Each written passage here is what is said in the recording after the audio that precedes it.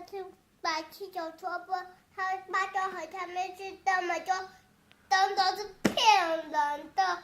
他们是说看谁先把气球戳破就输了，但是我觉得是看谁先把气球戳破就赢了。所以你认为先戳破人就是赢家？对。那谁可以玩？和我想要跟妈咪一起玩。还有呢？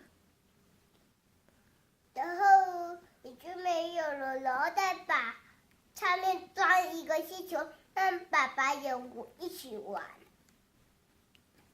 快2天玩，是2个小小的气球，嘟嘟嘟嘟嘟嘟嘟嘟嘟嘟嘟嘟嘟，很厉害喽！不要再拍到了。